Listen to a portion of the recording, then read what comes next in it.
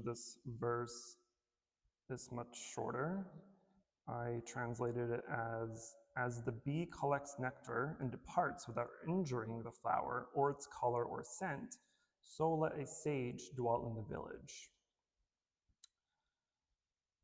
So mine's less fluffed up what the official translation is, but I believe my translation is still correct. Okay, so now for the story. The story of this is during the Buddha's time, there was a very rich merchant who is also very stingy. He was a type of rich person that made a lot of money but didn't really spend it or do anything with it. He was too afraid of spending it. He was too afraid of people taking advantage of him and taking money from him or stealing from him and whatnot. And so he guarded this money like it was part of his soul or something. And so one day when this merchant was out and about during the village, he smelled these pancakes. And it's not really pancakes, but in India, the type of pancake is kind of a crusty, just think of a really big potato chip. That's essentially what this pancake is. In Vietnamese, there's also a type of pancake called bánh xèo. That's made from, usually made from like coconut milk and some flour and whatnot. But anyway, I'm gonna stick with the word pancake because I can't think of another word for it. But he smelled that someone was cooking pancakes. He was like, that smells really good. I want some pancakes for myself.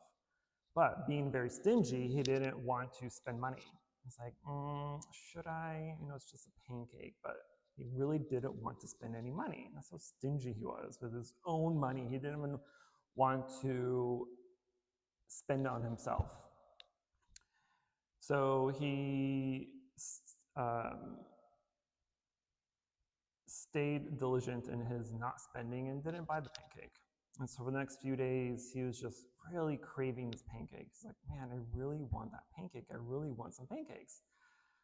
So he was going through the mindset of, well, I can't cook it in the house because then the smell is gonna permeate around, the neighbor's gonna smell it and everybody else wants it too. And then all of a sudden you have hundreds of people on my door knocking on my door wanting some of these pancakes. He was like, I'm not having that. I'm not gonna share my pancakes. This is for me. So eventually he succumbed to his desire of wanting these pancakes and he told his wife, hey, we're gonna go on the 7th floor of our mansion and we're gonna lock everything up, close all the doors, close all the windows, and make some pancakes for us, or for me. And she's like, well, what about me? And he was like, I guess you can have some too. And so they both went up to the 7th level of their house, of their mansion, and started preparing the pancake mix and whatnot. That morning, the Buddha, using his Buddha vision, usually according to stories, every morning during Buddha's meditation, he opens his Buddha eye to the world to find someone that may need, to find people that are on the verge of enlightenment, and to seek them out in order to help them achieve that last step. They just needed one little push to become enlightened before they pass. And so in the Buddha's eye, he saw this and sent one of his chief disciples, Moggallana, to go essentially fetch this merchant. Prior to that, the Buddha told the assembly that he's in the mood for pancakes. We're all gonna have pancakes today as alms, right? Instead of going to the village and begging for alms, the alms will come to us. And so the other monks were like, what are you talking about? How are we gonna make some pancakes? We don't cook, right? Because monastics in the village at the time do not cook for themselves. And so the Buddha said, don't worry about it, I got this. And so he sent Moggallana to this merchant. And Moggallana is most famous for his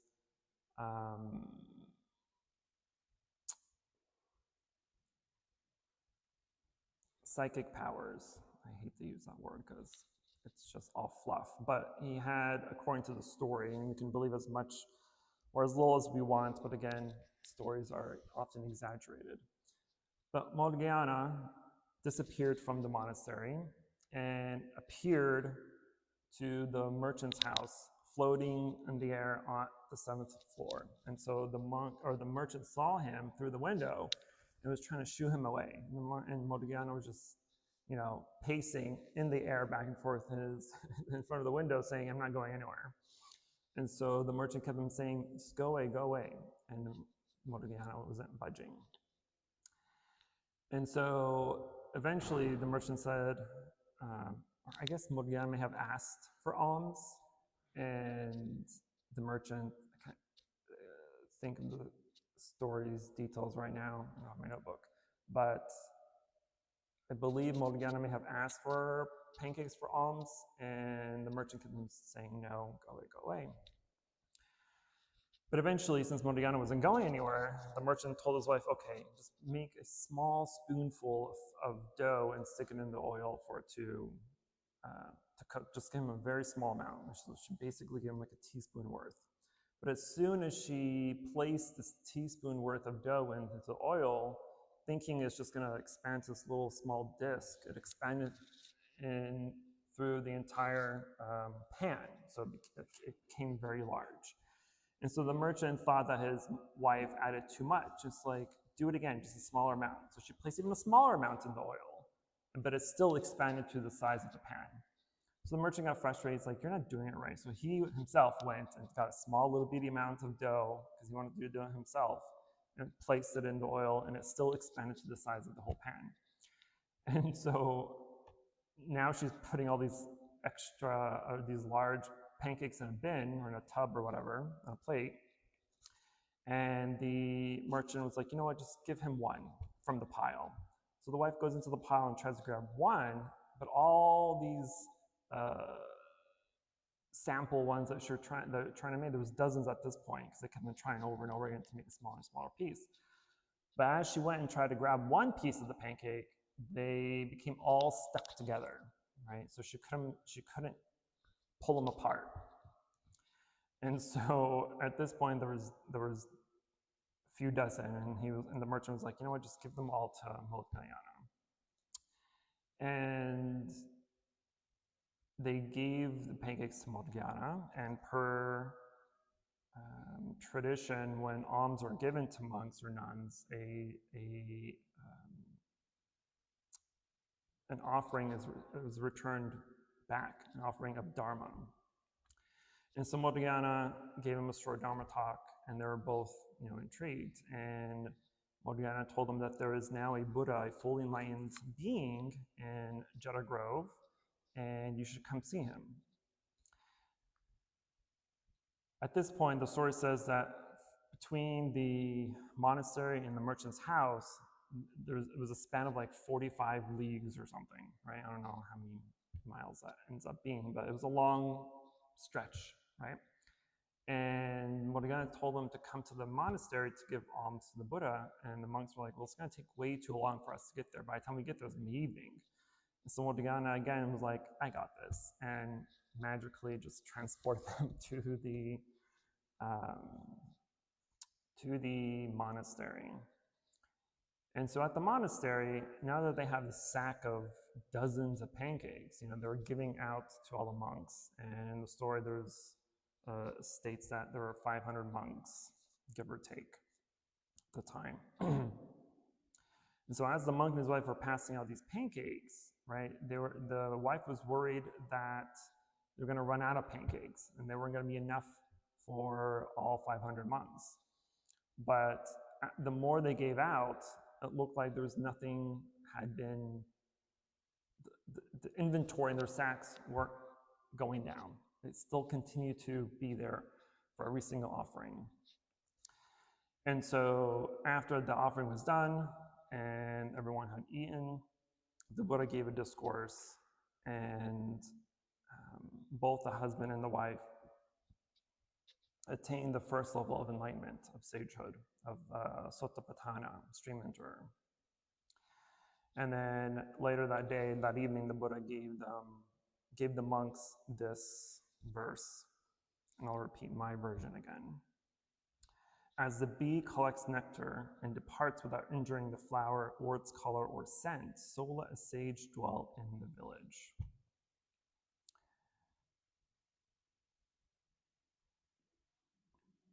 This verse, again, even though it's directed toward the monastics, it's still applicable to lay people for several reasons.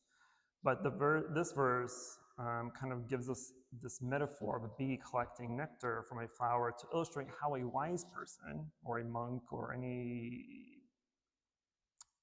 person on the path to enlightenment should interact with the world, right? Because the bee goes and gathers all this nectar without harming the flower, or its beauty, or its fragrance. Likewise, a sage or a wise person should go through the world without causing any harm or taking only what is necessary while preserving harmony and peace. And the Buddha gave this because when monks and nuns go out for alms,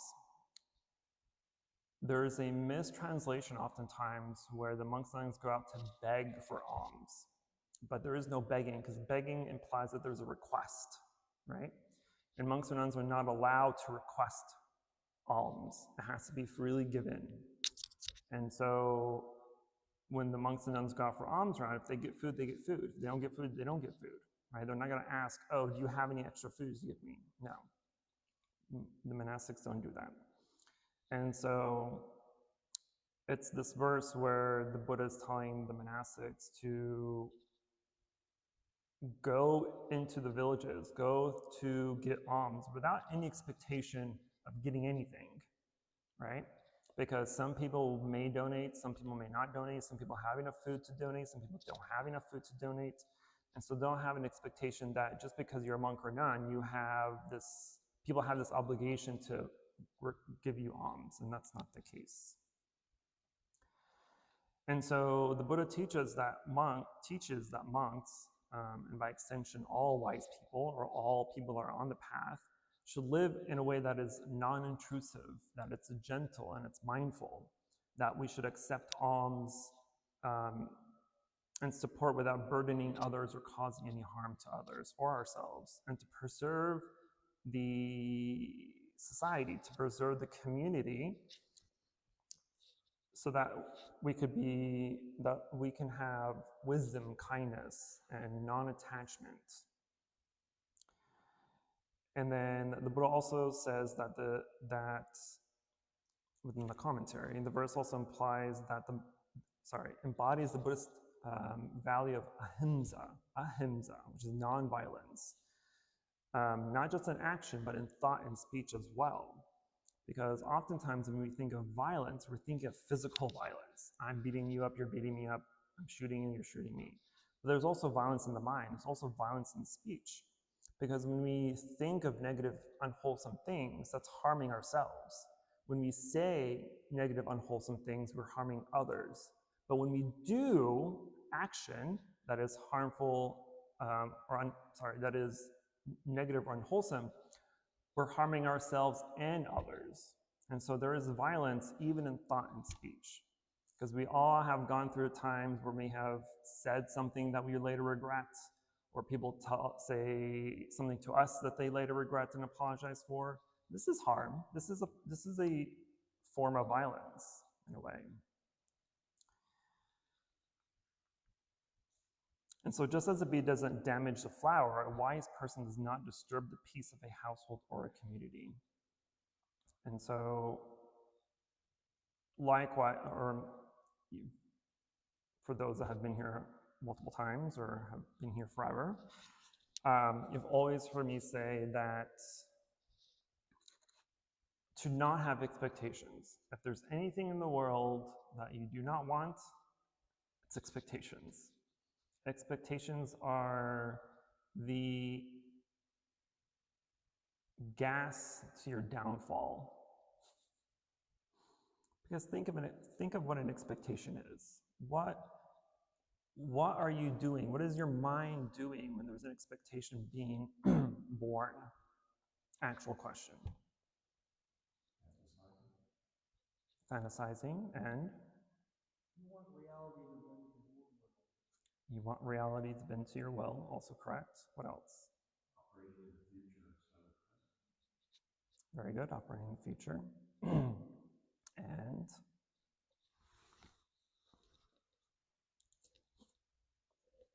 nobody else?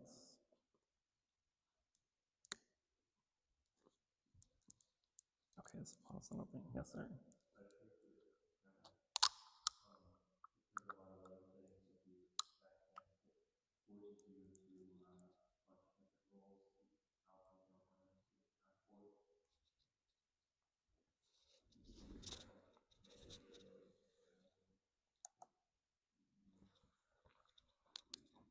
Also correct. When we have an expectation of something, our mind becomes inflexible. When you have an expectation, your mind is set on it. Like me, I can be very stubborn sometimes, right? Especially when my mind is made up of something. It is almost impossible for that decision to change. Like I have to have some physical, valid, objective pieces of information for me to change my decision on something. But once my decision is made, it's made. But this is also a type of expectation. But when we have expectations, our mind becomes very rigid, becomes very inflexible. Because if you have an expectation of how you want something to be, how you want something to turn out, how you want people to be or turn out, how they react and act, if you have an expectation of how your dream job should be, what your dream job should be, what your dream house should be, what your dream car, all these expectations, right? And don't tell me you don't have expectations, because we all have expectations. As subtle as those expectations are, it can be very subtle. Like, I hope it doesn't rain today. It shouldn't rain today. It's not going to rain today. It's very sunny. But then at the end of the service, when you go out, it's pouring. And now you're upset that it's raining because 5 minutes ago it was sunny, right? So it can be very subtle expectations, but it can be very dramatic expectations as well. But the reason why expectations are evil is because, again, it makes you become very inflexible. It makes you become very rigid in your way of thinking and reacting and acting during situations. Because now you're ignoring everything else around you because you're so focused on this one little expectation that may or may not even happen. You're ignoring all the other facts, you're ignoring all the other objectives that are around you, ignoring all your environment around you, everything that's happening, you're ignoring that because you don't want any of it. You don't want to see it, you want to hear it, you don't want to think about it. You're only focused on what your expectation is. And then you hit your expectation, and it's the exact opposite of what you wanted.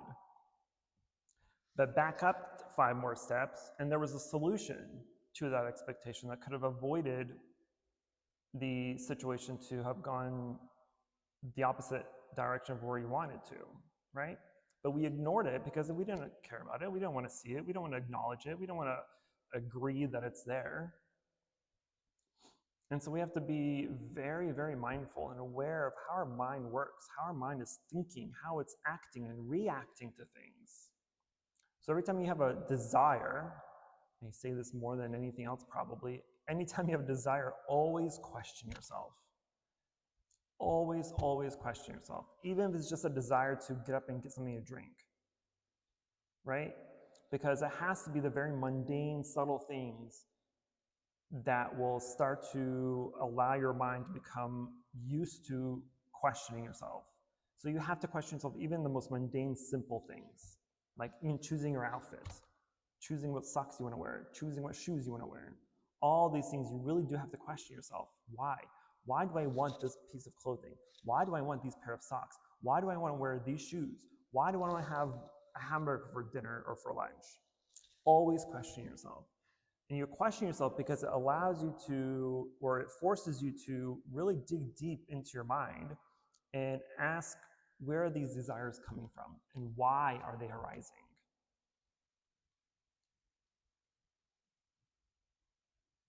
And if you do it long enough, hard enough, true enough, then some of your conclusions may be that it's wrapped around ego, it's wrapped around attachment, it's wrapped around how you want people to perceive you, how you want to be perceived, etc., etc. The list is endless.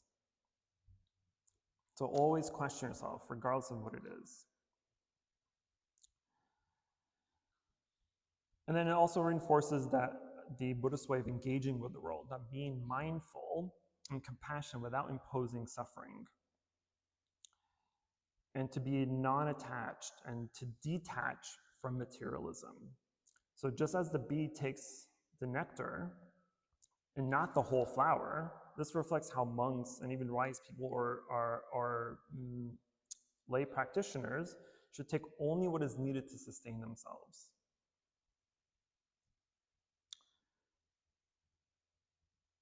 A really good example of this that I can think of from a mundane perspective is an all-you-can-eat buffet.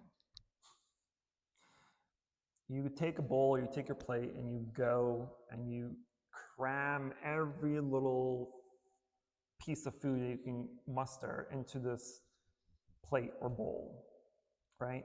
Even knowing, some of us know that you're not going to even eat all of it. You just want a sample of everything.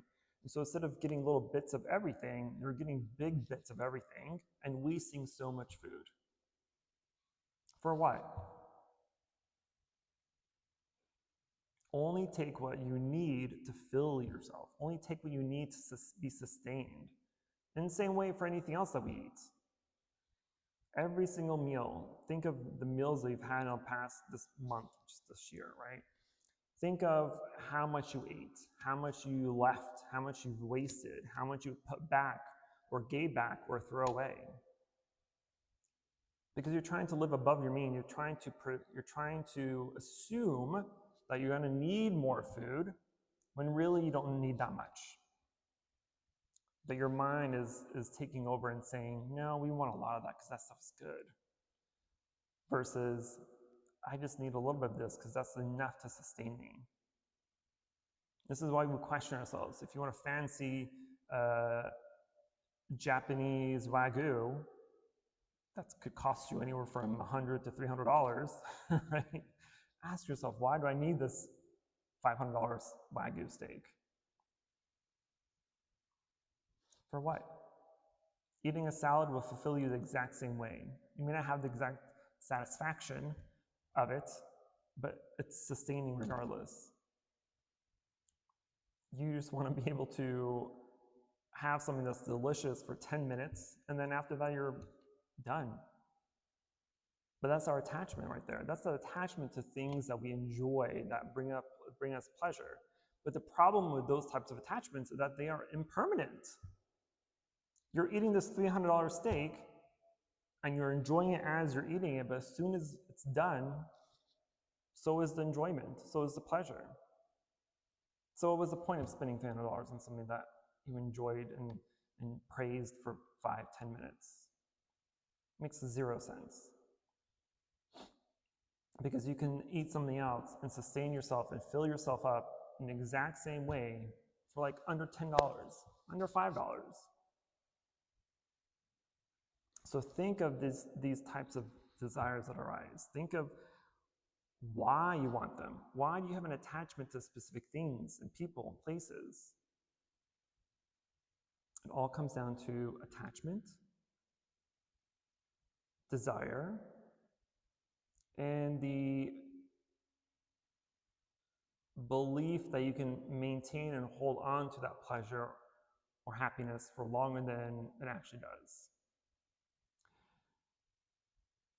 Anything in the world that is outside of yourself, that you think brings you pleasure and happiness, will never, ever satisfy you completely. If you have to go out to find something that brings you happiness, whether it's a person or a place or a thing or food or drink or whatever it may be, anything that is outside of yourself that you believe this is going to bring me happiness, this phone is going to bring me lasting happiness, then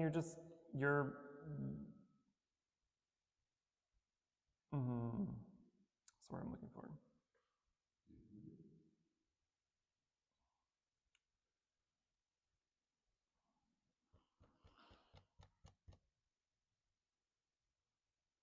You're lying to yourself. That's not what I was trying to look for, but you're basically lying to yourself. You have the belief that if I get a new phone, the latest phone, I'm going to be happy. If I get the newest car, I'm going to be happy. If I get my dream job, I'm going to be happy. If I get the biggest house I can afford, I'm going to be happy. If I can get all 25 of my classic cars that I want, I'm going to be happy. Think of the things that you've had in your life that you believed when you bought that or were given it. Think about how long you were actually happy with that thing until you forgot about it or until you got bored of it.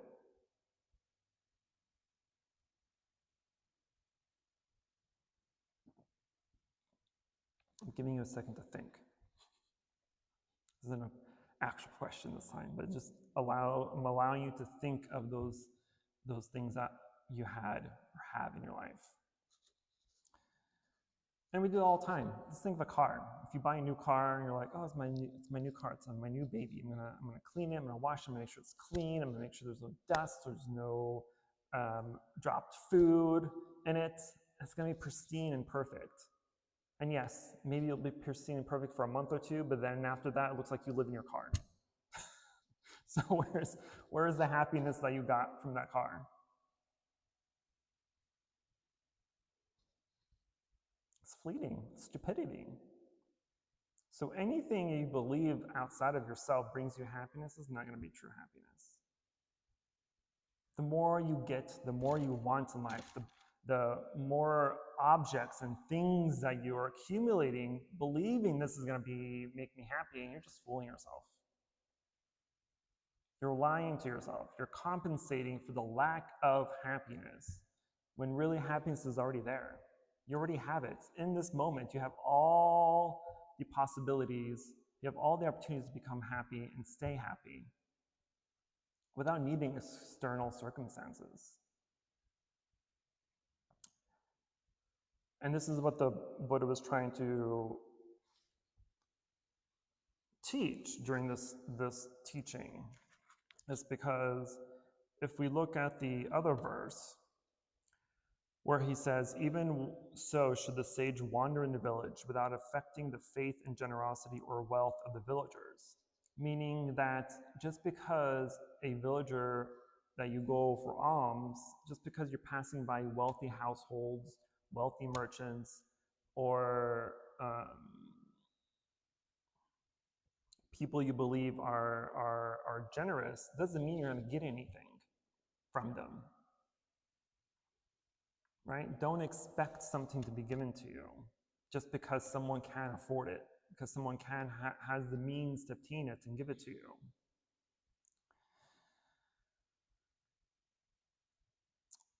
But likewise, as I mentioned, lay practitioners are also encouraged to adapt or adopt a mindset of contentment, taking only what is necessary and avoiding greed and excess, and to live a life of right livelihood and how you earn your living. So right livelihood is one of the Eightfold Path, right? This is the path, this is the blueprint. These are the instruction manuals the Buddha provided to us, gave to us to become enlightened. And so right livelihood has a lot of, the Buddha describes a few types of work that one should avoid. I can't remember every single one of them, but the ones that I can remember are not dealing in weapons or arms, not dealing in butchery or animal sacrifices. That's what I'm gonna call butchers. It's assemblage of animals. Not to sell the charms of men and women, not to work in the slave trade or the human trafficking. And there's a few others, but those are the ones I can remember. So even living a life, a right livelihood is encouraged. But right livelihood essentially, you can say I have a right livelihood because as long as what you do does not bring harm to yourself or to others, then we can consider it right livelihood. And if we live ethically, then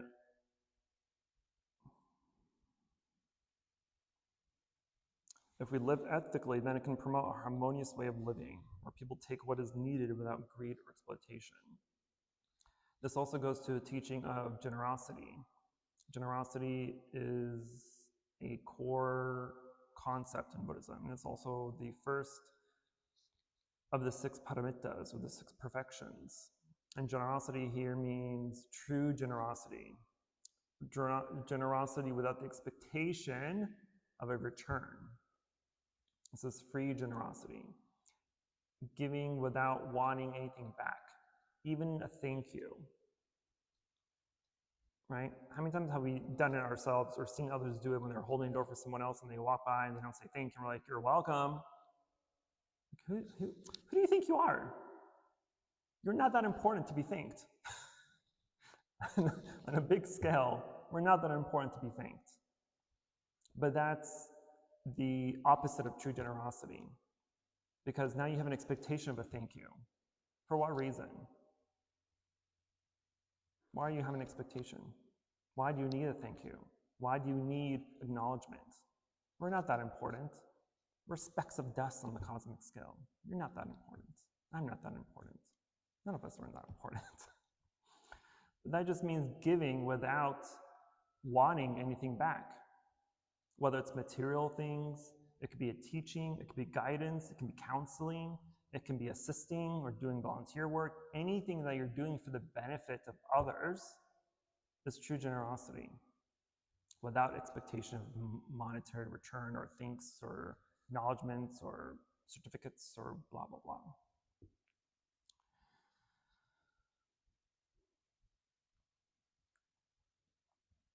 And so the Buddha also says that just as the bee moves from flower to flower without causing damage, a wise person should engage with the world while maintaining inner peace and tranquility.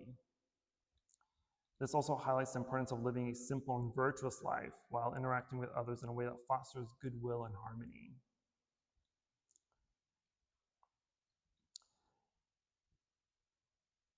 Tranquility here means, tranquility has a lot of meaning depending on the context.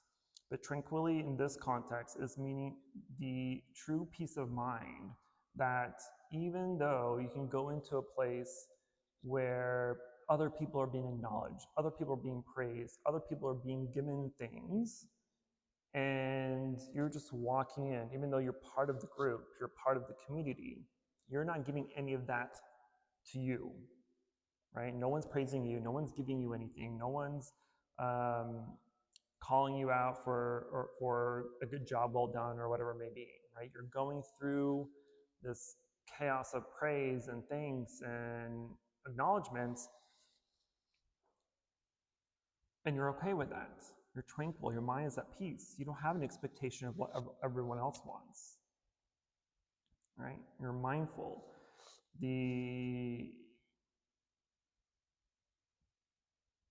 It's something that I often, maybe not often, but something that I say every once in a while is to be in the world without being of the world. So as monastics, we're exactly doing that. We are in the world, but we're in the world, but we're not of the world. Meaning that you interact with people around you, with your society, with your community, with your friends and family and coworkers. But at the same time, you're not participating in stupid stuff. You're not bringing harm to yourself or to others. You don't worry about what's going on with other people's problems or your work problems or life problems. You aren't necessarily detached from the world. You're just not participating in other people's chaos that we often unfortunately do. It's a habit, especially in a workplace or in a friend group or within family situations or dynamics. There's often times where we are in situations where it's difficult not to be part of it. But being part of it is the problem. because you're adding more stress, adding more anxiety, you're adding more desire and aversion to yourself by doing that. And so if we have no expectations, if we have no desires of wanting things to go our way or be one way or another, if we can accept things as they are, right, which is the ultimate goal of in Buddhism, is to see things as they are. And as ignorant beings, right, ignorance is another common word we hear in Buddhism. It's the first of the three poisons: ignorance, greed, and anger. Ignorance here doesn't mean stupidity. It doesn't mean you are unaware or uneducated. It means that you do not know. It's not knowing. Because everything around you is the way you see and think and say about things is according to your perceptions, according to your ideas, according to your bias, right? And so to think that because you see something one way and you want things to go one way, or you think something should go this way, it doesn't mean everybody else sees it that way either.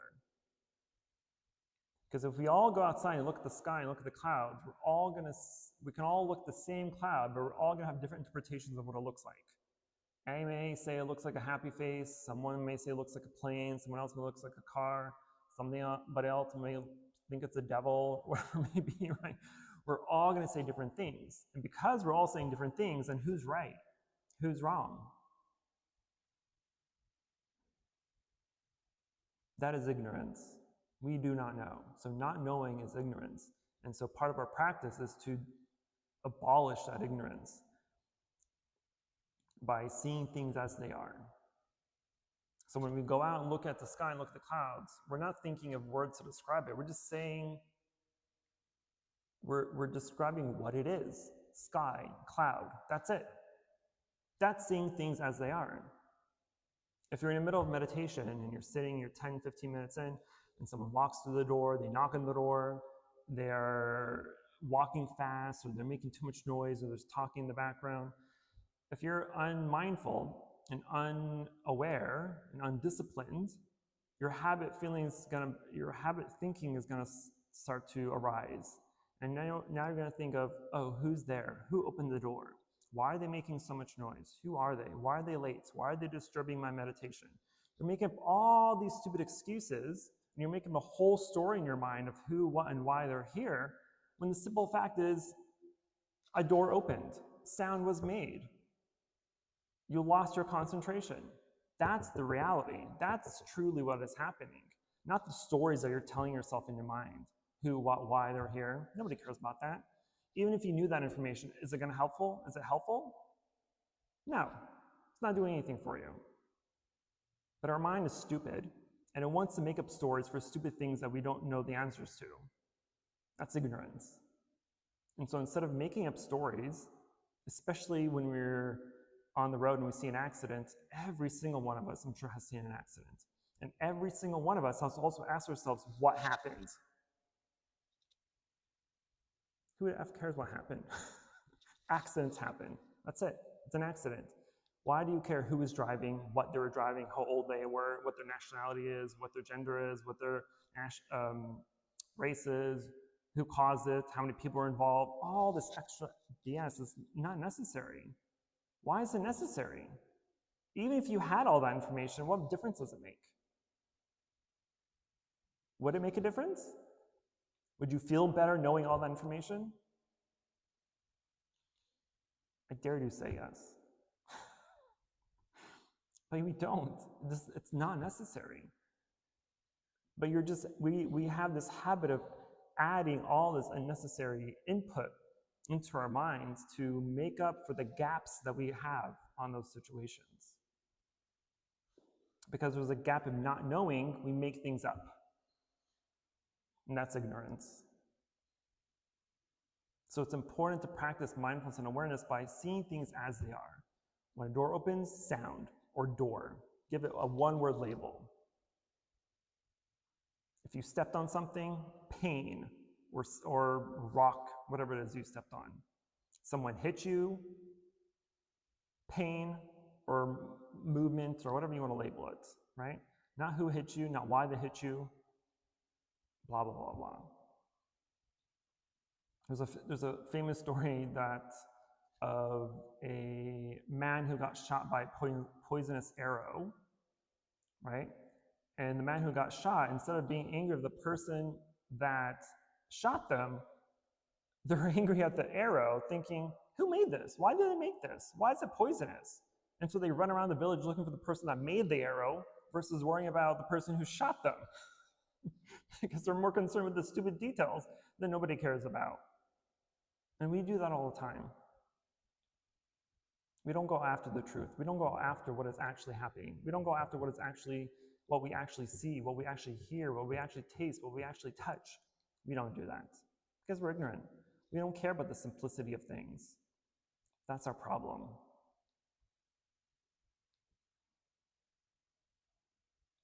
It's more important to care about the simple things than all the storytelling that we give, all the storytelling that we create. That got me all hot and bothered.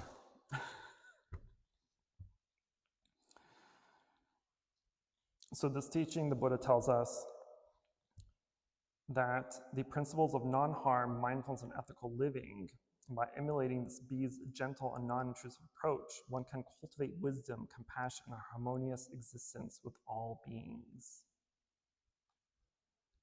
I think that's a pretty profound, beautiful little verse. Because it has, even though it's a short verse, it has a lot of, has teachings about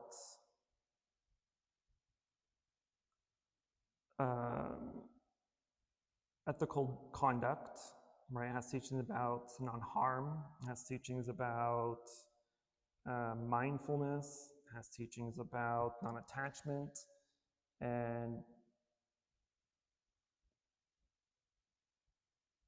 mental peace, or peace in your mind and those around you in your community or circle. So it has a lot of important reminders for such a small, simple, short verse. I guess my commentary was much longer than I thought it would be. So like, the story is so long. I actually even abridged that story. There's even way more details I just left out because I didn't think it was that important.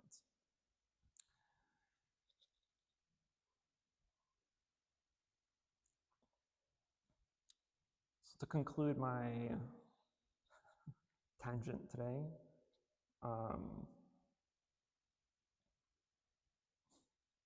talking like a flustered pelican, it's a reminder of always question yourself, always question desires specifically. Because desires are the cause of our suffering, right? The Four Noble Truths. The second Noble Truth is saying that the cause of your dissatisfaction and suffering is because of your desires, or the attachment to your desires. Because when you have a desire for one thing, you're going to have a desire for another thing. You're going to want more and more and more of it. Right? A lot of people get new iPhones every single year when the new iPhone comes out. I used to be one of those people. I stopped that several years ago now. I'm proud of myself. But you have to ask yourself, why? Why do you need an iPhone? For what reason? The old one works perfectly fine. It's functional. And the new one has minimal updates for the most part. There's only usually major updates every third generation for the most part, if I remember correctly. But ask yourself, why do I want it? Why do you want more clothes? Why do you want a bigger house? Why do you want a fancier car? Why do you want more money? Do you need it or do you want it? You really just need enough to sustain yourself, to live happily with very little things.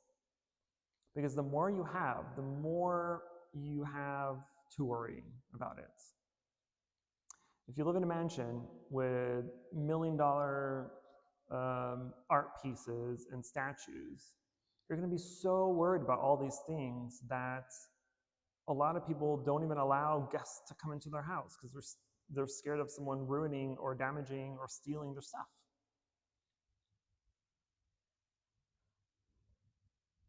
So you have this attachment to not sharing because you're so obsessed with it. Just like this rich man who's so obsessed with his money, he didn't even want to share it. He didn't want anybody to know that he had it. He just kept it and did nothing with it. And we do that a lot. We do that a lot as well with a lot of our own possessions. So the less you have, the more you have to worry about it. The less you have to worry about keeping it safe or keeping it clean or keeping it, somewhere high or hidden or whatever. Less is more. And the more here means more peace of mind. It's very freeing, extremely freeing. One of my favorite parts of becoming a monk is literally getting rid of most of every single piece I had in my house. I had things in my house I didn't even know I had because they're locked up or they're boxed up somewhere and I haven't seen for a decade.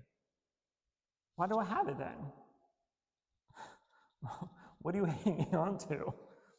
Even my own office at the house, I had stuff on my shelf that I didn't even realize was there until I started packing it up for, the 10 yard sales that I had.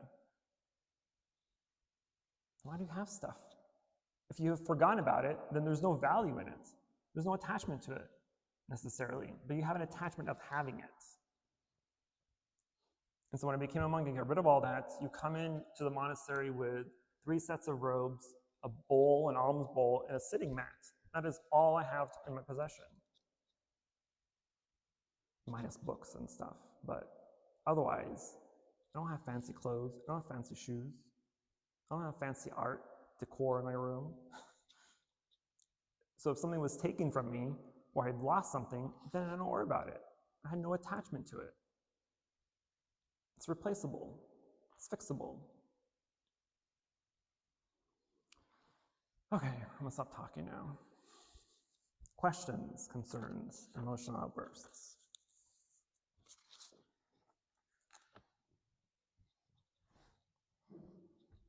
We're all sad now because I dropped reality on you. Yes. I've often heard some people I know say that they value experiences over things themselves and rather go out and do something rather than have something. Mm-hmm. How does that compare to what we talk about attachment? It's still an attachment. It may not be a physical attachment, but it's an emotional attachment, it's a mental attachment. I want to do this. The moment your mind says, I want, or I would like, or I would like to have, or any other verb and noun you want to use to add together to obtain something, regardless if it's mental, physical, it's still an attachment, it's still a desire. It may not be as strong of a desire, but it's still, I would consider it falling under the category of desire. Now, I wouldn't say there's so much attachment to it unless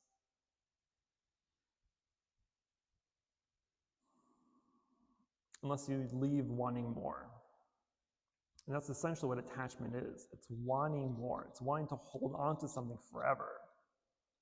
Which is why we get sad when our phone breaks or a car breaks or someone we love dies or breaks up with you. We get sad because we're not really attached to that thing or person necessarily. We're attached of the idea that we would have it for forever, or at least for a very long time. And now that it's ended its cycle much sooner than we anticipated, we get sad about it. But if you had no attachment to it and knowing in your mind that things are impermanent, people are impermanent, places are impermanent, they will come and go into your life like clouds in the sky.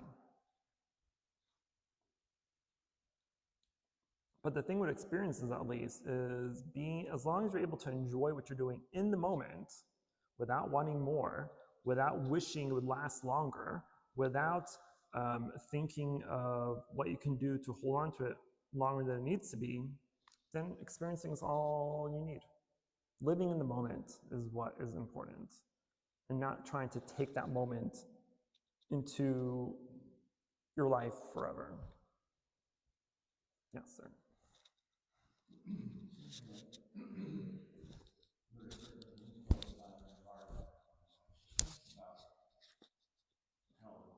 Advertisers and their efforts, excuse me, are just the opposite of what we're talking about.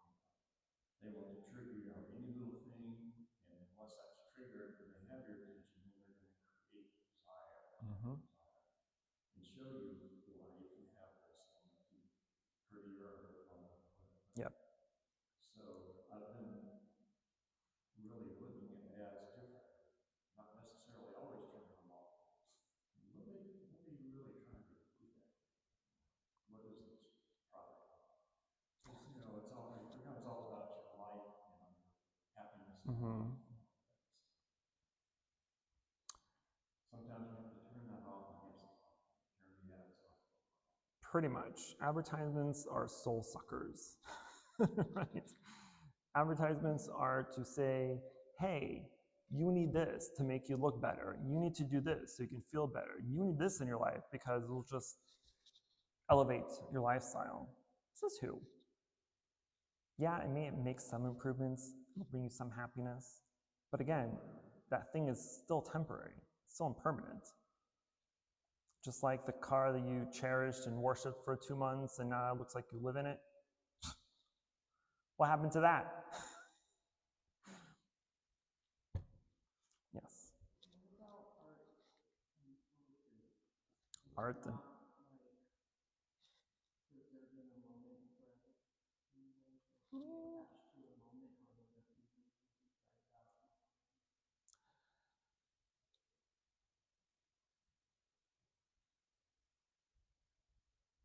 I'll have to think about the poem part, but art, at least, is a way of preserving a moment of XYZ emotion or feeling to last, right? But we can also look at how Tibetan monks create the mandalas out of sand, right? Its sole purpose is to be destroyed. That's it. It's not to preserve. The sole purpose is to be created and destroyed. It's to allow us to see the impermanence in something that is ultimately very beautiful. I'll have to think about poetry because I've never thought about that before, actually. I'm going to meditate on it and let you know next time. But the art's a little tricky because I myself enjoy art, right? I had a studio, I painted quite often. And the one thing, and I still paint to this day, but what I do differently is I burn all my paintings. I create my paintings, I create my drawings that I can spend months on. And then I'll place it somewhere and I'll meditate on it. And then that evening I'll burn it. And then it'll come out and be like, what are you burning? I'm like, don't worry about it, just go inside. But there's a beauty in admiring something in the moment and letting it go. Because if you're so obsessed with this one painting, you're going to go back and check on it every single time. Is it okay? Is it clean? Do I have to dust it some more? Do I have to protect it? Do I have to put it in a seal glass case or whatever? I mean, there's an attachment to it. But for what reason? Because if you're able to enjoy it in the moment that you're having it, then there's no reason to be attached to it. And isn't a piece of art just a vehicle to get you to a deeper understanding, which is what Buddhism is? I'm sorry, say again? Is it a method of getting to deeper meanings, deeper truths in life? When we see a true piece of art that really it penetrates the natural surface reality, and for a minute there we can kind of go, oh, we have this feeling, or we can't often describe it, but it brings about something in us It can. The thing with art, though, is describing art is very subjective, right? I can see a piece of art and say, this is the most beautiful thing I've ever seen in my life. Whereas you can see it and be like, that thing is the ugliest thing I've ever laid my eyes on. And because it's so subjective, then whose experience, whose reality is correct? Whose reality is more correct than the other? But if we can both acknowledge and see this painting, this art, or whatever it is, and admire it and enjoy in the moment that we have it, then we could walk away without any attachment to it. Whether our subjectivity toward it is good or bad, we can walk away with minimal attachment.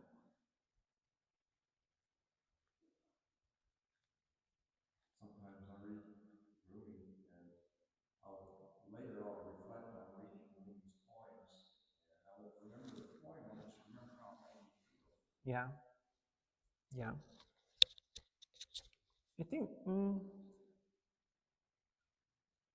and we can also use that interpretation even in the Dharma, right? We read like the Lotus Sutra, right? Even though it's an abridged version that I've created, it's not the full sutra, but there are pieces in there where we can read and chant that later on will arise in our minds. We won't remember the exact words, but we'll remember the feelings and the clarity that are brought us, right, from reading that. And I think poems can do the same thing. Short stories can do the same thing. Art can do the same thing. I saw a hand up in the corner of my eye. I don't know who it was. Was it you? Okay, what's your question? There's one school of thought that basically you can try to reflect how you're feeling after meditation or whatever, and that can remind you. Yeah, I'm not saying art and poetry and anything artistic is bad. We just have to reflect on what it's brewing in the mind. What about people who look at art simply as an object of reality? Well, I've got 4 Rembrandts, and I know nothing about art, but I'm just as have 4 Rembrandts. That's being ignorant about the meaning of art. And they have nothing else to do. They're bored with their lives. They're buying $1 million art for no reason, just to show off. That in itself is another thing. Look at what I can afford. Look what I can have. Look what I have attained. I found this secret stolen Nazi painting. And you don't have one. I have one. What are you going to do about it? Like, there's craziness sometimes behind it. But, yeah. I mean, even the statues here. Can someone change out the books? I'm talking too much. We're not going to go through the whole chanting. So can you use the general books, please? Look at the statues in here, right? These statues are essentially pieces of art as well, okay? But we don't attach to these pieces of art because some of the statues are not these, but like the smaller ones here, these are hand carved. These are handmade statues of the medicine Buddha. Right? So someone put their skill, put their expertise, put their time and effort into making these, right? And so we can appreciate the work and the effort that went into making these beautiful pieces of art. But when we look at them, and especially from most non-creative people, I can't think of another word, but for me, since I consider myself a creative, artistic person. When I look at other people's art, I don't look at the image. I look at how the strokes were made. I look at how the texture of the paint. I look at how the sizes and the movements of the brush strokes are made, right? So I think and I look at the process of the painting, not the painting itself and how it looks like. And so these statues, even though they're big and they're gaudy, there are a lot of them, there's meaning behind these statues. Okay? They're not just here to be here. They're not here to be worshipped because these are plastic. Some are cement, some are jade, some are other materials, right? So the Buddhas and Bodhisattvas aren't physically here. They're not mentally here. They're not here to listen to you worship or to pray or to chant. The statues are here for you, for your own benefit, because these are tools for you to arise, to allow the thoughts and the characteristics of these Buddhas and Bodhisattvas to arise and develop within you. So if we look at Avalokiteshvara Bodhisattva, right, Quang Bodhisattva, she is the Bodhisattva of great compassion. And so when we pray or we chant or invoke the name of Avalokiteshvara Bodhisattva, we're not asking for anything. We're not asking, oh, please give me wealth, please give me prosperity, please let my husband or wife get this promotion. They don't care about that. They're not gonna satisfy you like that. But we pray and we chant and we invoke the Bodhisattva's name so that we can bring to mind the characteristics that these Bodhisattvas or Buddhas have. So in this case, for Avalokiteshvara, the Bodhisattva of great compassion, when we pray, chant, or invoke their name, it's so that we can develop that same great compassion and loving kindness within ourselves, to remind us that we are capable of attaining supreme, full and complete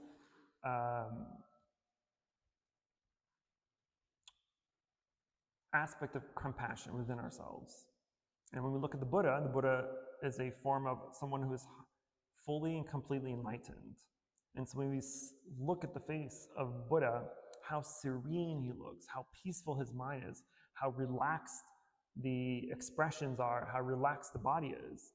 And so when we look at the Buddha, we're not there to worship him. We're there to emulate his characteristics, to emulate what he is representing, which is enlightenment, freedom, and tranquility of the mind, because we want that in ourselves.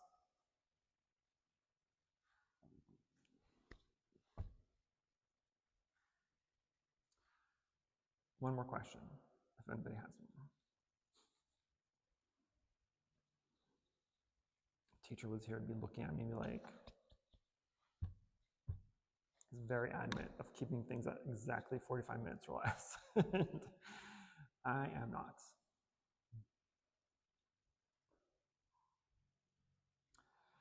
If there are questions, then I want to gently remind you that this Friday, the 7th, we will have our first sutra study class at 6:30 p.m.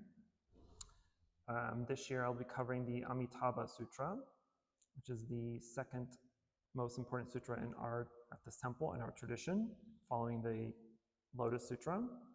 So I'll be spending about 16 weeks in total throughout the year teaching on the Amitabha Sutra. And we will meet every first and third Friday at 6:30 p.m. And then also starting this weekend on Saturday, every second and fourth Saturday at 10 a.m., we have a meditation class. This time around for meditation, I am going to be teaching on the Satipatthana Sutra, which is the 4 foundations of mindfulness. This is the method that can potentially enlighten you, or at least give you some sort of spark of awakening. So that's my 2 announcements. So first and third Friday at 6:30 p.m. is Sutra class. Every second and fourth Saturday at 10 a.m. is the meditation class. So we will go ahead and transfer the mirror, then go into chanting. Namo Shakyamuni Buddha, Namo Shakyamuni Buddha, Namo Shakyamuni Buddha. For any positive karmic action we have accumulated here today, we wish to transfer the merit to all sentient beings and wish them full alignment.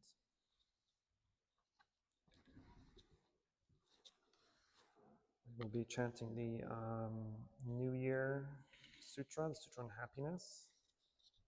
I believe that's page 180 something.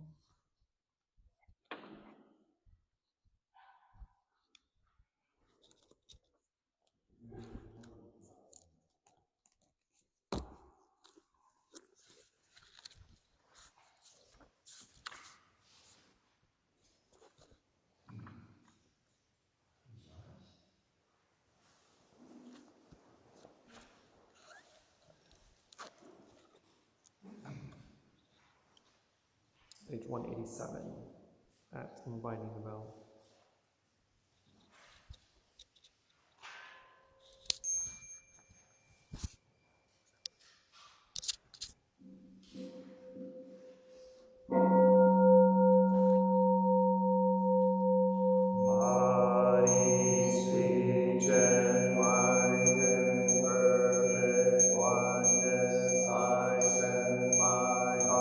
Along with the sound of the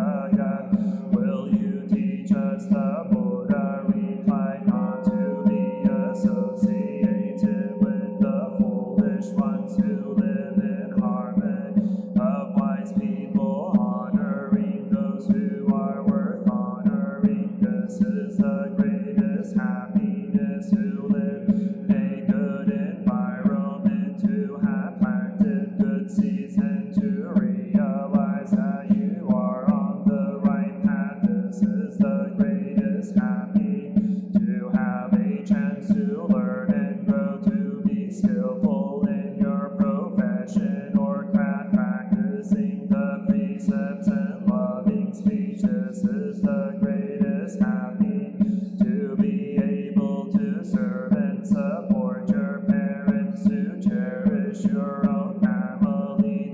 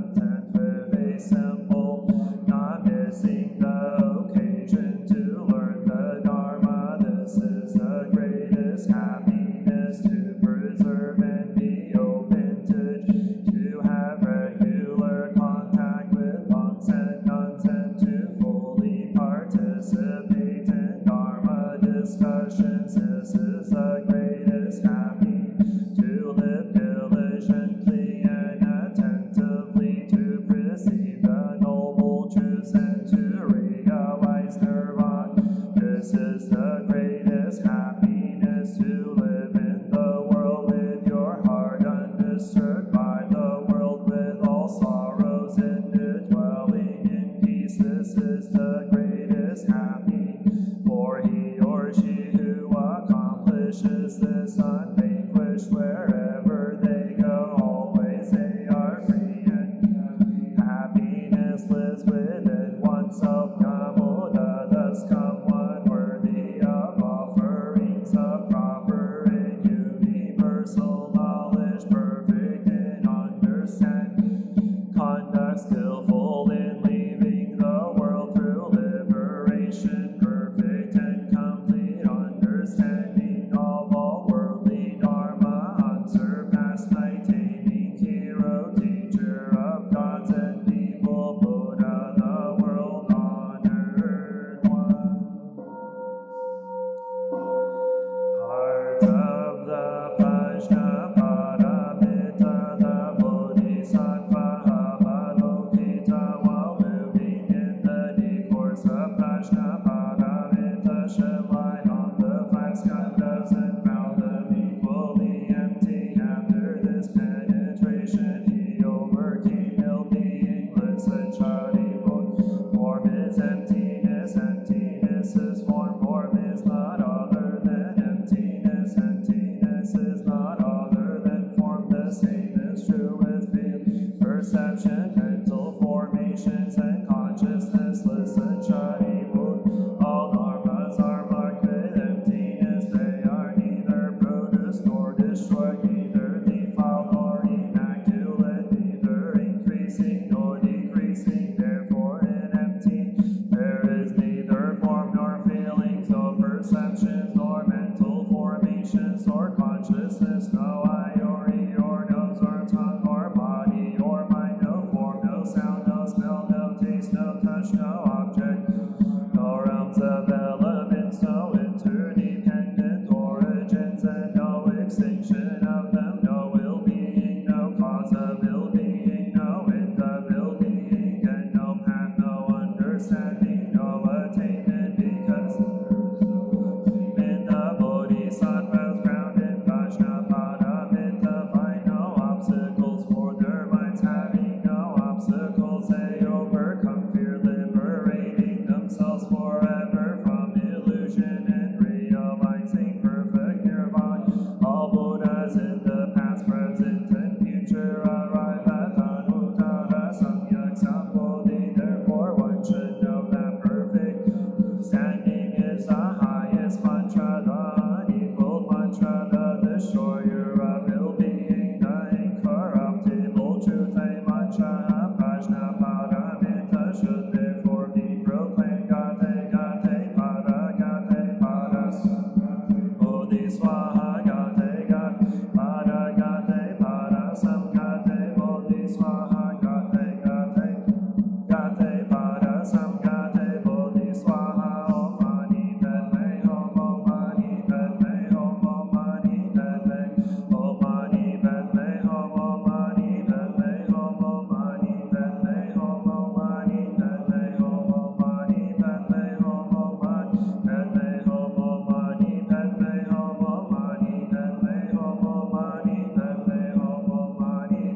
hum, om mani padme hum, om mani padme, om mani padme hum, om mani padme hum, om mani padme hum, om mani padme hum, om mani padme hum, om mani padme hum, om mani padme, om mani padme hum. May all beings without limit, without end, have a share in the merit just now made, in whatever other merits I have made. Those who are dear and kind to me, beginning with my mother and father, whom I have seen or never seen. Others neutral or hostile beings established in